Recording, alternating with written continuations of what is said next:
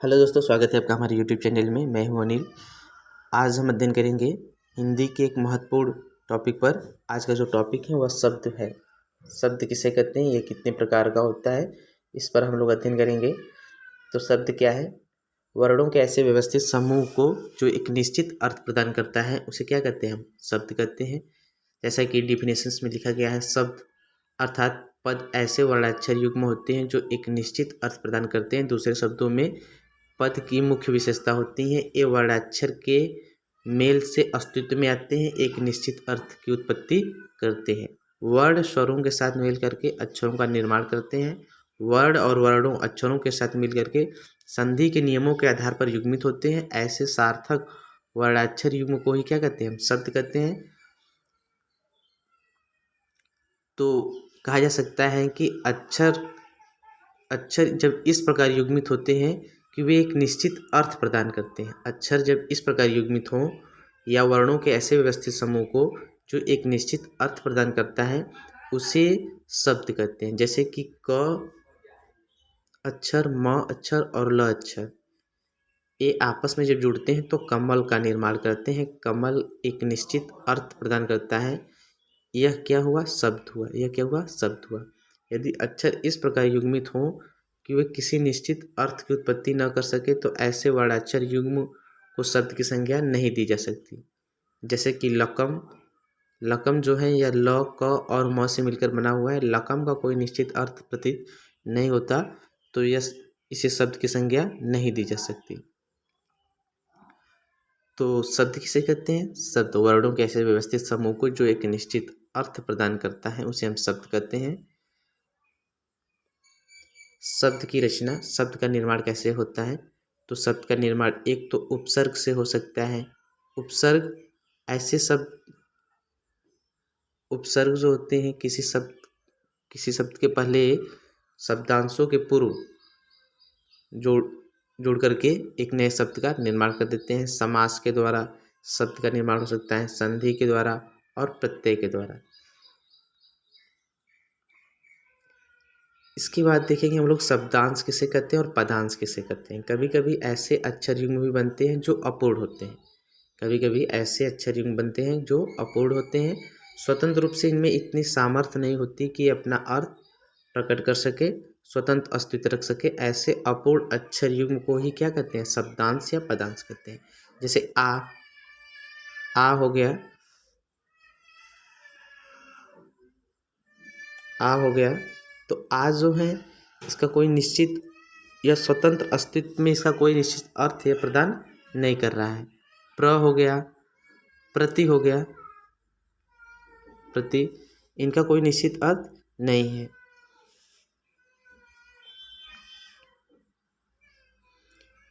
तो कभी कभी जैसा कि बताया गया है यहाँ पे, कभी कभी ऐसे अक्षर युग्म भी बनते हैं जो अपूर्ण होते हैं। स्वतंत्र रूप से इनमें इतनी सामर्थ्य नहीं होती कि अपना अर्थ प्रकट कर सके, स्वतंत्र अस्तित्व रख सके। ऐसे अपूर्ण अक्षर युग्म को ही क्या कहते हैं? शब्दांश या पदांश कहते हैं। ये किसी अन्य शब्द के साथ जुड़ करके अपना पूर्ण अर्थ प्रकट करने लगते हैं और हिंदी शब्द की संपदा में वृद्धि में सहायक होते हैं। उपसर्ग, उपसर्ग से शब्द का निर्माण कैसे होता है ये हम देखेंगे। उपसर्ग के मेल से किस प्रकार से शब्द बनता है। जब शब्दांश किसी शब्द के पूर्व में जुड़ते हो तो उपसर्ग कहलाते हैं। जब शब्दांश किसी शब्द के पूर्व में जुड़ते हो तो उसे हम क्या कहते हैं? उपसर्ग कहते हैं। जैसे प्रति, प्रति एक शब्दांश है। जब यह क्रिया के साथ जुड़ रहा है तो प्रतिक्रिया हो रहा है जो एक निश्चित अर्थ प्रदान कर रहा है। तो इस प्रकार से जो शब्द का निर्माण होगा उसको हम उपसर्ग कहेंगे। यानी शब्दांश जब किसी शब्द के पूर्व में जुड़ते हैं तो उसे हम कहते हैं उपसर्ग। और प्रत्यय जब शब्दांश किसी शब्द के पीछे जुड़ते हैं तो इस तरह से प्रत्यय का निर्माण होता है। इस प्रकार से जो शब्द बनता है उसको क्या कहते हैं? प्रत्यय कहते हैं। जैसे हंस और ओढ़, हंसोड़, प्रत्यय के मेल से बना हुआ एक शब्द है। उपसर्ग के मेल से बना हुआ शब्द प्रतिक्रिया और प्रत्यय के मेल से बना हुआ शब्द हंसोड़। संधि के द्वारा बना हुआ शब्द, संधि दो वर्णों के परस्पर संयोग से उत्पन्न होने वाले विकार को संधि कहते हैं। संधियां उपसर्ग एवं प्रत्ययों की तरह शब्द निर्माण में सहायक होती हैं। जैसे नव धन आगत, नवागत, यह एक शब्द है।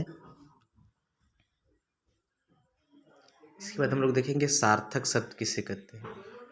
सार्थक शब्द किसे कहते हैं? वे शब्द जिनमें अर्थ विशिष्ट होता है सार्थक शब्द कहलाते हैं।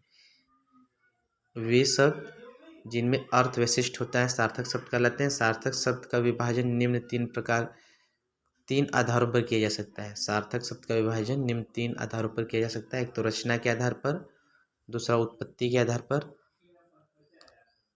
इन सब का विभाजन देखेंगे हम लोग। रचना के आधार पर शब्द, रचना के आधार पर इनकी पुनः तीन कोटियां हैं।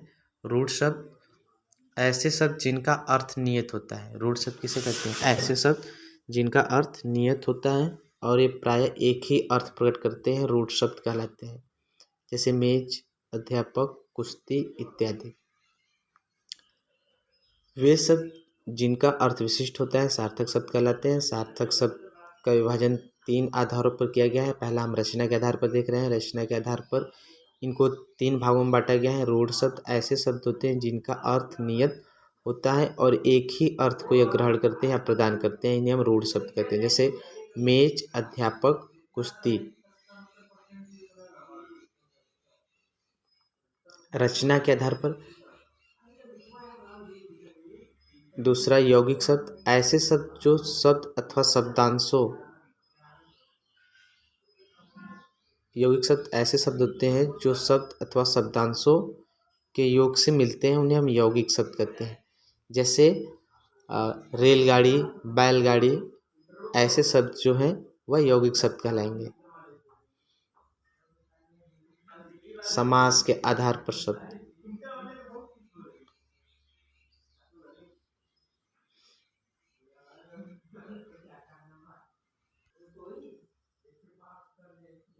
योग रूढ़ शब्द, योग रूढ़ शब्द किसे कहते हैं? ऐसे शब्द जो यौगिक शब्दों के आधार पर निर्मित होते हैं किंतु अपना रूढ़ अर्थ प्रदान करते हैं, योग रूढ़ शब्द कहलाते हैं। जैसे लंबा धन उदर, लंबोदर। यह गणेश जी का नाम है जो रूढ़ अर्थ प्रकट करता है, तो इसलिए इसको हम योग रूढ़ शब्द कहते हैं। बहुव्रीहि समास वाले समासिक शब्द इसी श्रेणी में आते हैं।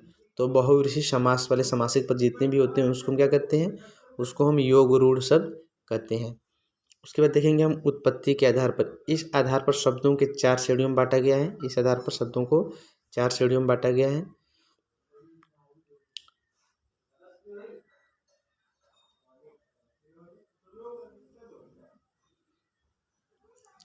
तत्भव शब्द, देशज शब्द, विदेशज शब्द और उसके बाद तत्सम शब्द। पहला है यह तत्सम शब्द है, दूसरा है तद्भव, तीसरा देशज और चौथा है विदेशज शब्द। तत्सम शब्द ऐसे शब्द होते हैं जिनका उपयोग प्रायः संस्कृत में जिन रूपों में होता है उनका प्रयोग आज भी हिंदी में उन्हीं रूपों में होता है, तो ऐसे शब्द को हम तत्सम शब्द कहते हैं। जैसे कि ऋण, मातृ, गो, कृपा, पितृ इत्यादि।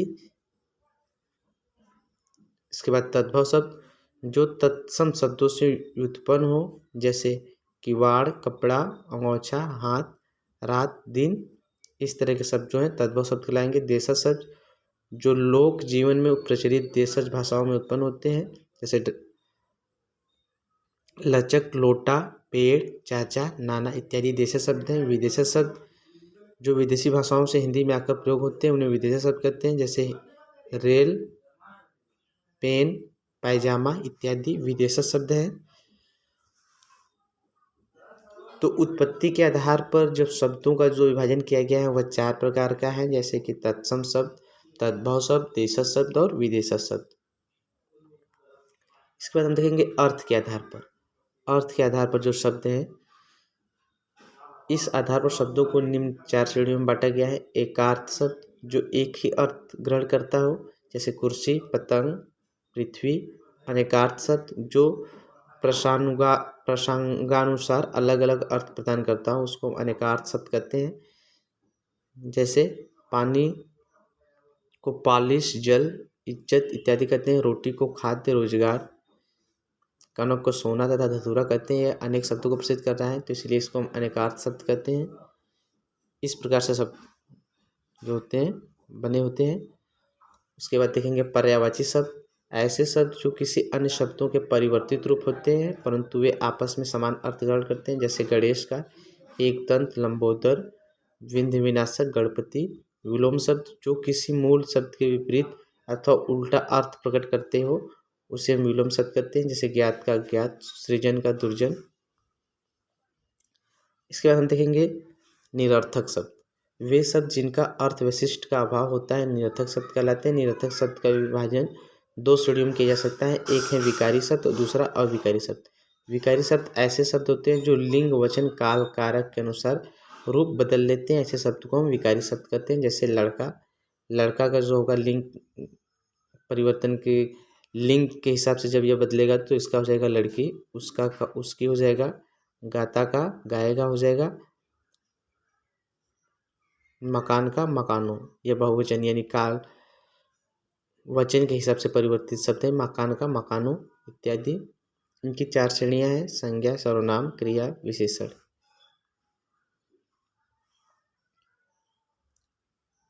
इसके बाद अविकारी शब्द, ऐसे शब्द जो अपरिवर्तित होते हैं, इन पर लिंग, वचन, काल, कारक का कोई प्रभाव नहीं पड़ता है।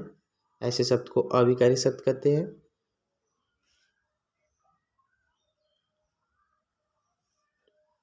जैसे कभी कभी, धीरे धीरे, एकाएक इत्यादि ऐसे शब्द जो है अविकारी शब्द हैं।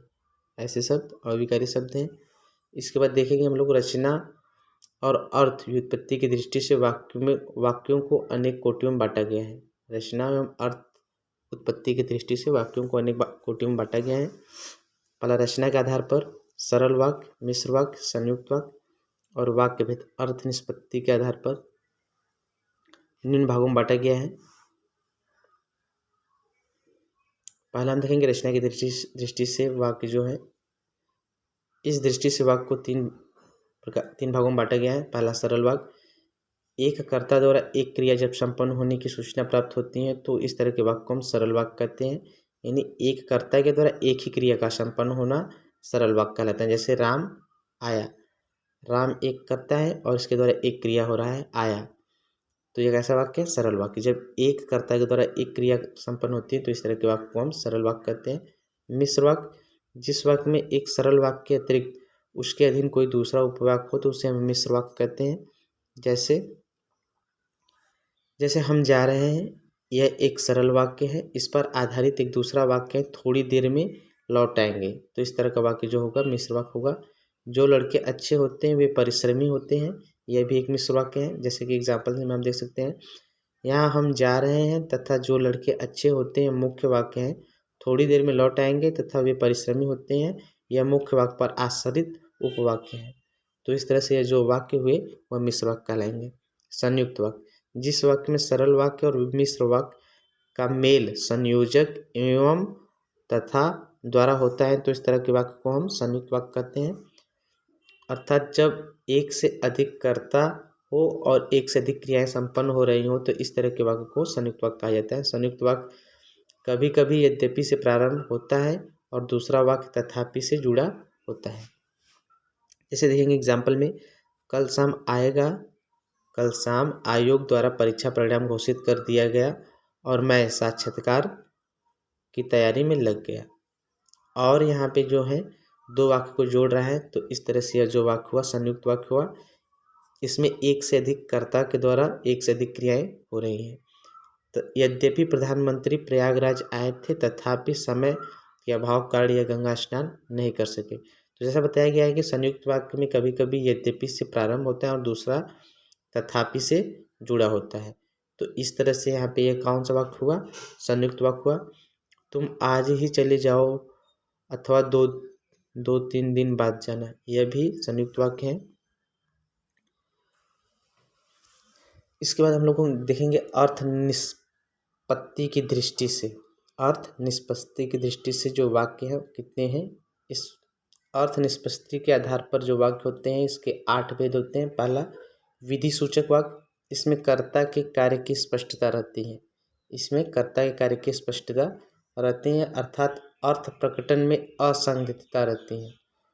जैसे भारत एक विकासशील देश है, भारत एक विकासशील देश है, तो यहाँ पे पूरी तरह से स्पष्टता है। क्या है? स्पष्टता है। यह बताया जा रहा है कि यहाँ पे भारत एक विकासशील देश है, स्पष्ट कर दिया जा रहा है कि भारत एक विकासशील देश है। मोदी जी देश के प्रधानमंत्री हैं, यहाँ पे भी स्पष्टता देखने को मिल रही है। तो इस तरह के जो वाक्य हैं विधि सूचक वाक्य कहलाएंगे। इसमें कर्ता के कार्य की स्पष्टता रहती है, अर्थ प्रकटन में असंदिग्धता रहती है, यानी कोई संदिग्ध नहीं रहता है। इस वर्ष अच्छी बरसात हुई। दूसरा देखेंगे निषेध सूचक वाक्य। इसमें न अथवा नकार का अभाव उत्पन्न होता है, अर्थात कार्य न संपन्न होने के अर्थनिहित होते हैं। जैसे नोटबंदी से काले धन पर अंकुश नहीं लगाया जा सकता। निषेध सूचक में आपको नकार का भाव उत्पन्न होगा, नकार का भाव उत्पन्न होगा। जो बताया गया है कि नोटबंदी से काले धन पर अंकुश नहीं लगाया जा सकता, तो यहाँ पे नकार का भाव दिखाई दे रहा है, तो यह कैसा वाक्य हुआ? निषेध सूचक वाक्य हुआ। जीएसटी से व्यापारियों को कोई राहत नहीं हुई, यह भी एक तरह का निषेध सूचक वाक्य है। इसके बाद आज्ञा सूचक वाक्य। जब कर्ता द्वारा किसी अन्य को कार्य किए जाने से संबंधित आदेश दिया जा रहा हो, तो इस तरह के वाक्य को हम आज्ञा सूचक वाक्य कहते हैं। या जैसे कि आप चाहिए, इसमें कहीं ना कहीं यह कहा जा रहा है, एक आदेश दिया जा रहा है, हमें यह करना ही है, सभी कर्मचारी कार्यालय में समय से उपस्थित हो। में इन तीनों वाक्य में कहीं ना कहीं यह देखने को मिल रहा है कि किसी के द्वारा आदेश दिया जा रहा है। तो इस तरह के जो वाक्य हुए आज्ञा सूचक वाक्य कहलाएंगे। प्रश्न सूचक वाक्य, जहाँ प्रश्नवाचक चिन्ह यहाँ पे होते हैं, इस तरह के वाक्य के अंत में प्रश्नवाचक चिन्ह जब दिखाई दे, तो इस तरह के वाक्य जो होंगे प्रश्न सूचक वाक्य कहलाएंगे। इसका डिफिनेशन जो, जहाँ कर्ता को अपने द्वारा कही गई बात का प्रत्युत्तर अपेक्षित हो, वहाँ प्रश्नसूचक की स्थिति बनती है। जैसा कि प्रारंभिक परीक्षा का परिणाम कब तक आएगा, यहाँ पे प्रश्नसूचक वाक्य चिन्ह लगा हुआ है, तो इस तरह से जो वाक्य है प्रश्नसूचक वाक्य कहलाएगा। इस वर्ष कौन सी रिक्तियां आ रही हैं, क्या आप वहां जाएंगे? इसमें प्रश्न, इस तरह के वाक्य में प्रश्न पूछा जाता है। इसके बाद नेक्स्ट है विस्मय सूचक वाक्य। इसमें हर्ष, शोक, कौतूहल, आश्चर्य, विस्मय, घृणा, साहस, अचानक, एकाएक इत्यादि स्थिति में कार्य होने की सूचना प्राप्त होती है। इसमें जैसे कि हम लोग देख सकते हैं, अरे आप कब आएंगे, अरे आप कब आए, वाह क्या बात है, छी ऐसा काम। इस तरह का जो वाक्य है यह विस्मय सूचक वाक्य है।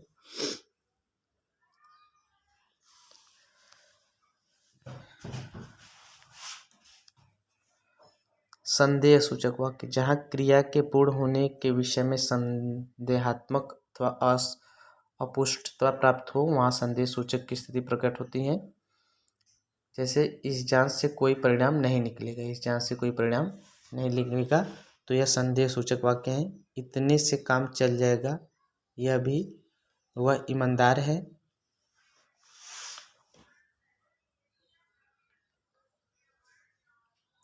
वह गया, तो जहाँ पे किसी कार्य में संदेह की स्थिति प्रकट हो, वहाँ पे संदेह सूचक वाक्य कहलाता है।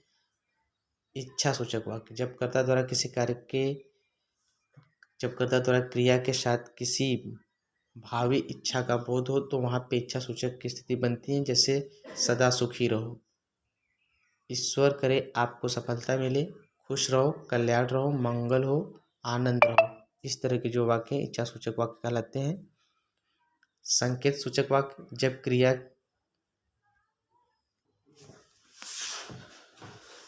संकेत सूचक वाक्य, जब क्रिया के किसी निश्चित दिशा में संपन्न होने की सूचना प्राप्त होती है, अर्थात क्रिया की सदृशता का बोध होता है, तो वहाँ पे संकेत सूचक की स्थिति बनती है। जैसे आपको उधर जाना है, हम लोग वहाँ कब चलेंगे, आप किधर से होकर जाएंगे, क्या रास्ता इस तरफ से है। तो यह संकेत सूचक वाक्य, जहाँ पे संकेत का बोध होता है, वहाँ पे संकेत सूचक वाक्य होते हैं। जैसे आपको उधर जाना है, उधर जाना है, जो उधर शब्द है यहाँ पे एक संकेत का बोध हो रहा है, तो यहाँ पे ये संकेत सूचक वाक्य होगा। हम लोग वहाँ जाएंगे, वहाँ भी एक संकेत का बोध हो रहा है, तो यह भी वाक्य जो होगा संकेत सूचक वाक्य कहलाएगा। इसके बाद हम लोग देखेंगे जो ऐसे प्रश्न जो परीक्षाओं में पूछे गए हैं और इनको पूछे जाने की संभावनाएं भी अधिक है, तो ऐसे इस प्रश्नों को देख लेंगे हम लोग। सार्थक शब्दों के भेद किए जाते हैं 3 आधार पर, जैसा कि हम लोग देखें, रचना के आधार पर, उत्पत्ति के आधार पर और अर्थ के आधार पर। रचना के आधार पर, उत्पत्ति के आधार पर और अर्थ के आधार पर।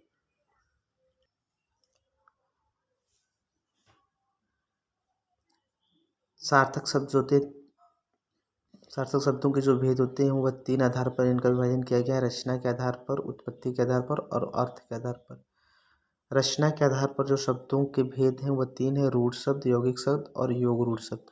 रूढ़ शब्द ऐसे शब्द होते हैं जिनका एक ही अर्थ होता है, एक ही अर्थ को यह ग्रहण करते हैं, ऐसे शब्द को रूढ़ शब्द कहते हैं। जैसे मेज, कुर्सी, अलमारी इत्यादि जो शब्द हैं यह रूढ़ शब्द हैं। यौगिक शब्द जो ऐसे शब्द होते हैं, 2 शब्दों के मेल से बनने वाले शब्द को यौगिक शब्द कहते हैं। जैसे रेल गाड़ी, जैसे रेलगाड़ी, बैलगाड़ी, ये शब्द जो हैं यौगिक शब्द हैं। योग रूढ़ शब्द ऐसे शब्द होते हैं जो समासिक योग रूढ़ शब्द ऐसे शब्द होते हैं। जैसे लंबोदर, लंबोदर एक प्रकार का योग रूढ़ शब्द है। उत्पत्ति के आधार पर शब्दों के भेद, उत्पत्ति के आधार पर शब्द जो होते हैं तत्सम, 5 भेद है, तत्सम है, तद्भव है, देशज, विदेशज और संकर्षक। तत्सम शब्द ऐसे शब्द होते हैं जो संस्कृत से आए हुए हैं, उनका आज भी उसी रूप में उपयोग हो रहा है, तो ऐसे शब्द को हम संस्कृत शब्द कहते हैं, ऐसे शब्द को हम तत्सम शब्द कहते हैं। जैसे कृपा, ऋषि इत्यादि जो है तत्सम शब्द हैं। तद्भव शब्द ऐसे शब्द है जिनकी उत्पत्ति तो संस्कृत से हुई है, लेकिन उनका आज जो रूप है वह बदल चुका है, तो ऐसे शब्द को हम तद्भव शब्द कहते हैं। देश शब्द ऐसे शब्द जिनकी उत्पत्ति देश में हुई है, उनको हम देश शब्द कहते हैं। ऐसे शब्द जिनकी, जैसे कि लोटा एक प्रकार का देश शब्द है। विदेश शब्द ऐसे शब्द होते हैं जिनकी उत्पत्ति विदेश में हुई है, ऐसे शब्द को विदेश शब्द कहते हैं। जैसे कि पायजामा एक प्रकार का विदेश शब्द है। रेलगाड़ी यह भी विदेश शब्द है। संकर शब्द, यह जो 2 शब्दों के योग से बनने वाले शब्द को हम संकर शब्द कहते हैं।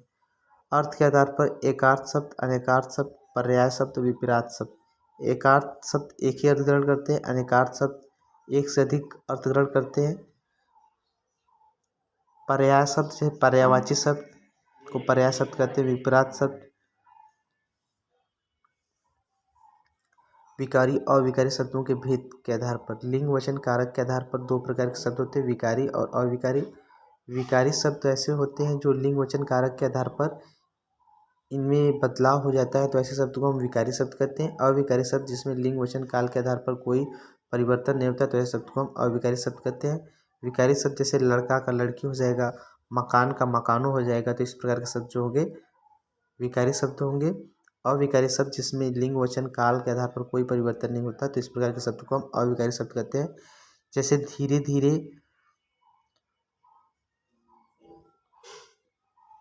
इसके बाद देखेंगे हम लोग शब्दों के 2 मुख्य भाग होते हैं, सार्थक शब्द और निरर्थक शब्द। सार्थक शब्द ऐसे शब्द होते हैं जिनका एक निश्चित अर्थ होता है, ऐसे शब्द को हम सार्थक शब्द कहते हैं।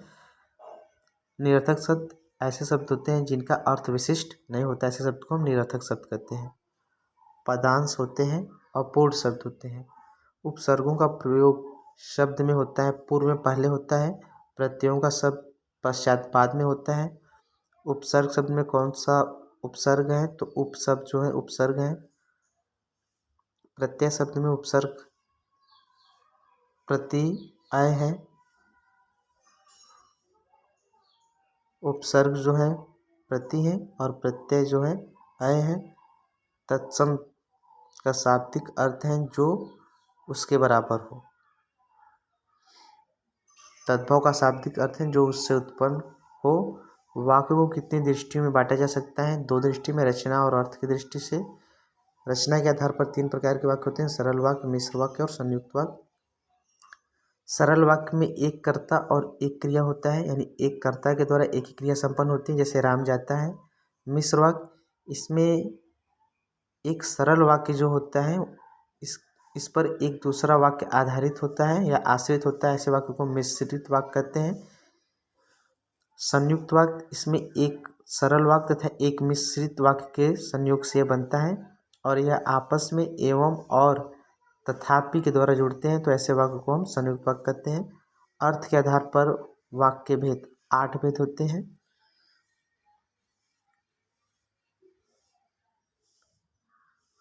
वाक्य के कितने खंड होते हैं? तो 2, उद्देश्य और विधेय। उद्देश्य क्या है? जिसके विषय में कहा जाए। तो आशा करते हैं कि आपको वीडियो पसंद आया होगा। वीडियो पसंद आए तो वीडियो को लाइक करें, शेयर करें और प्लीज़ चैनल को सब्सक्राइब करें। Thanks for watching. धन्यवाद।